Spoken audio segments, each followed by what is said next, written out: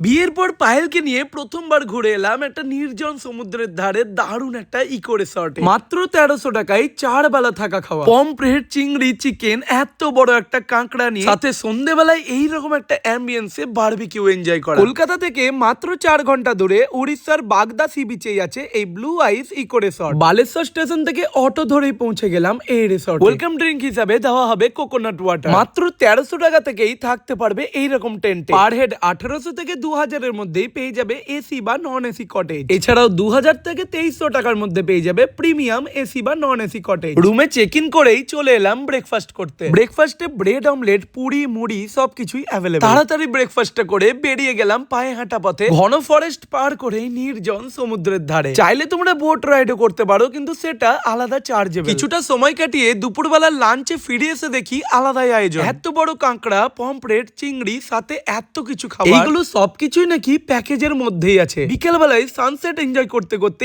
ATV ride নিতে এক আলাদাই মজা। ফিরে এসে দেখলাম সন্ধ্যেবেলায় পুরো মাহলটাই বদলে গেছে। চাইলে তোমরা এক্সট্রা চার্জেস দিয়ে বারবিকিউ এনজয় করতে পারো। ট্রাস্ট মি, এই এক্সপেরিয়েন্সটা দারুণ ছিল। রাতের ডিনারে নিতে পারো গরম গরম চিকেনের সাথে রুটি বা ভাত, আর সাথে একটা করে মিষ্টি। তবে এখানে কিন্তু তোমরা বার্থডে বা অ্যানিভার্সারি সেলিব্রেট করতে পারো। আরে বাবা, নিজেদের প্রিয় মানুষের সাথে রিলটা শেয়ার করে দাও আর স্ক্রিনে দেওয়া নাম্বারে কন্ট্যাক্ট করে তাড়াতাড়ি চলে এসো।